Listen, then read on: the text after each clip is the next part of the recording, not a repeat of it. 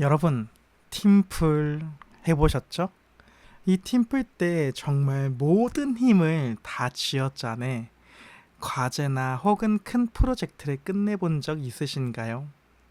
마침내 마침표를 딱 찍고 최종 제출 버튼을 누를 때의 그 짜릿한 쾌감. 와! 드디어 끝났다! 하는 해방감이 온몸을 감쌉니다. 도파민이 싹 돌죠.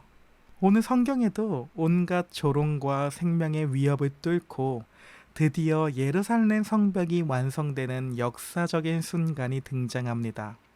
무려 52일 만에 만들어낸 기적입니다.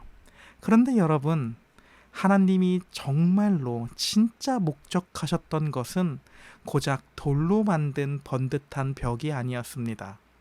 성벽이 완성되자마자 이스라엘 백성들은 그 성벽 안에서 자신들의 영혼을 완전히 뒤집어 놓는 충격적인 경험을 하게 됩니다. 눈에 보이는 외형적인 건물의 건축이 끝나자 진짜 무너져 있던 내면의 재건이 시작되는 이 기막힌 타이밍. 끈질긴 유혹을 이겨낸 느헤미야의 뚝심부터 수문 앞 광장을 눈물바다로 만든 에스라의 말씀 집회까지, 느헤미야 6장부터 8장까지의 이 가슴이 뜨거워지는 현장 속으로 함께 들어가 봅시다. 느헤미야 6장은 마지막 유혹을 느헤미야가 뚫고 성벽이 완성된 모습이 나옵니다. 성벽 공사가 막바지에 이르자 원수들은 이제 군사적 위협을 넘어서 암살과 거짓 뉴스라는 비열한 음모를 꾸밉니다. 느헤미야를 평화회담을 하자는 핑계로 성 밖으로 꿰어내 죽이려 하고, 느헤미야가 왕이 되려고 반역을 준비한다는 조작된 편지를 퍼뜨리기도 합니다. 가장 충격적인 이야기는 매수된 거짓 선지자 스마야의 유혹이었습니다. 그 스마야는 자객들이 올 테니 안전하게 성전 지성소에 숨어 있자고 제안합니다. 하지만 제사장이 아닌 총독 느헤미야가 지성소에 들어가는 것은 하나님의 법을 어기는 죄였습니다. 따라서 느헤미야는 단호하게 거절합니다. 그는 나 같은 자가 어찌 도망하며 내 목숨 하나 구하자고 하나님의 법을 어기겠느냐라고 말합니다. 느헤미야의 목숨보다 하나님의 말씀을 우선시한 이 리더의 뚝심 덕분에 성벽은 단 52일 만에 완공이 됩니다. 이 거대한 역사 앞에 대적들은 하나님이 이 일을 이루셨음을 깨닫고 두려워 떨게 됩니다. 그렇게 6장이 마치고 7장입니다. 여기서는 텅 빈 도시의 모습이 나오고, 그리고 숨겨진 족보의 비밀이 나옵니다. 성벽은 견고하게 세워졌습니다. 하지만 성 안은 여전히 텅 비어 있었습니다. 이때 하나님이 느헤미야의 마음을 감동하셔서 아주 오래전 고향으로 처음 돌아왔던 1차 귀환자들의 족보를 찾아내게 하십니다. 이 명단은 에스라서 2장에서도 똑같이 나오는 명단입니다. 그런데 여기서 성경을 정밀하게 읽는 분들은 아주 예리한 질문을 던질 수 있습니다. 에스라 2장에 나오는 가문별 숫자와 느헤미야 7장에 나오는 숫자가 조금씩 다른데 성경이 틀린 것일까요? 라고 하는 질문입니다. 이에 대해 답은 아닙니다. 여기에는 놀라운 하나님의 섭리가 있습니다. 에스라 2장의 명단은 바벨론에서 저 고향으로 돌아가겠습니다 라고 하고 신청한 출발 전 모집 명단이고, 느헤미야 7장의 명단은 약 4개월간의 험난한 광야 여정을 거쳐 예루살렘에 실제 도착해서 정착한 최종 명단이기 때문입니다. 긴 여행 중에 마음이 바뀌었거나 지병이나 사고로 낙오된 사람들이 생기면서 세부 숫자의 변동이 있었던 것이죠.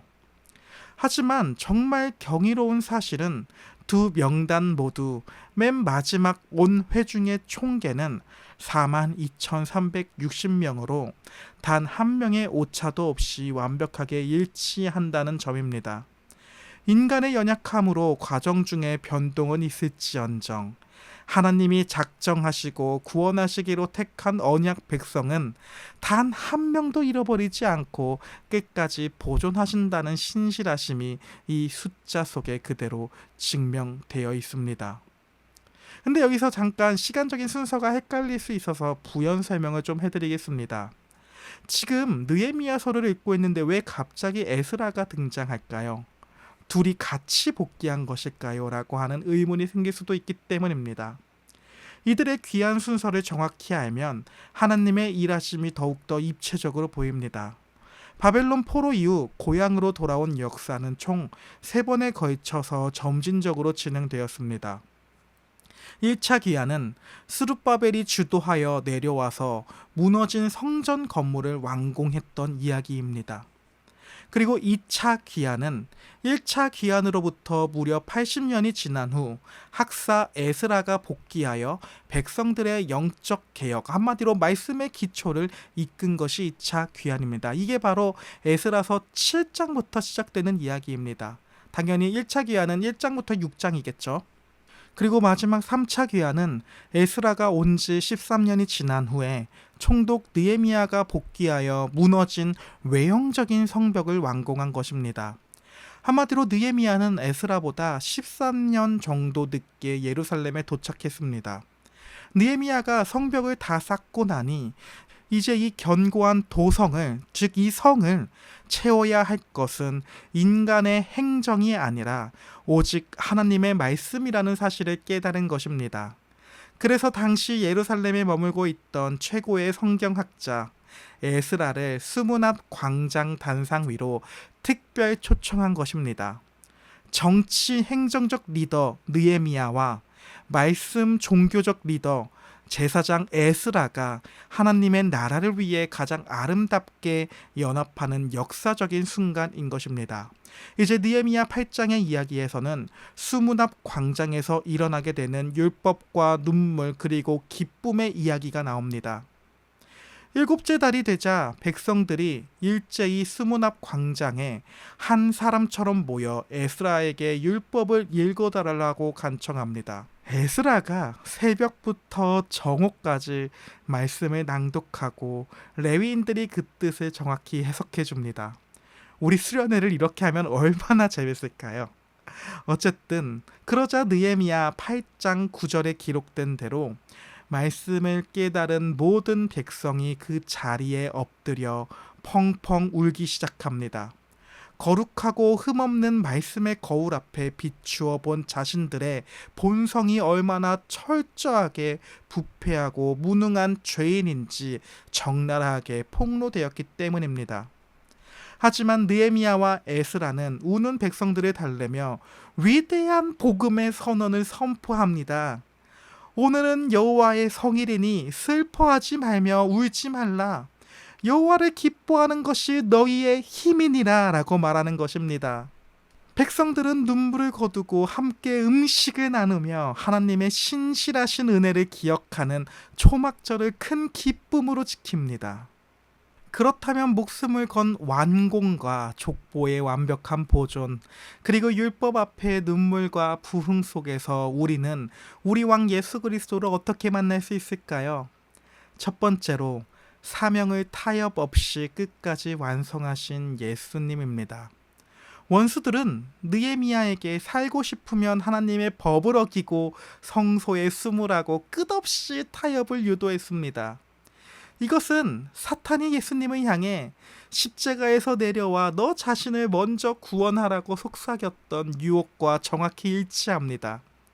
그러나 예수님은 자기 목숨을 구하는 쉬운 길은 거절하시고 철저하게 순종하시어 고난의 십자가를 끝까지 감당하셨습니다.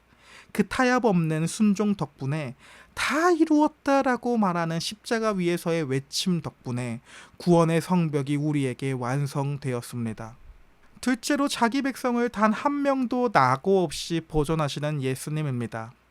바벨론에서 출발한 42,360명의 백성을 거친 광야를 지나 성벽이 완성되는 날까지 단 한 사람도 잃어버리지 않고 계수하셨던 하나님은 오늘 우리의 구원도 그렇게 끝까지 책임지십니다. 예수님은 아버지께서 내게 주신 자 중에 내가 하나도 잃어버리지 아니하였다고 선언하셨습니다. 또 자기는 선한 목자니 모든 양들을 다 안다고도 말씀하십니다. 예수님의 이 말씀대로 우리의 이름은 영원한 하나님 나라의 생명책에 기록되어 있으며, 선한 목자이신 주님은 우리를 영화롭게 하시는 그날까지 완벽하게 지키시고 보존하십니다. 세 번째로, 왕과 제사장의 직분을 완전히 통합하여 다스리시는 예수님입니다. 과거 이스라엘에서는 총독 느헤미야의 정치적 리더십과 제사장 에스라의 종교적 리더십이 연합해야만 온전한 도성을 이룰 수 있었습니다. 인간 리더십의 한계 때문입니다. 그러나 우리에게 오신 예수 그리스도는 완벽한 왕, 통치자이자 영원한 대제사장, 말씀의 집행자로 이 땅 가운데 오셨습니다. 그분은 강력한 권능으로 우리 삶의 무너진 성벽을 통치하실 뿐만 아니라 가장 부드러운 진리로 우리 영혼을 날마다 씻기시고 세워가 주십니다.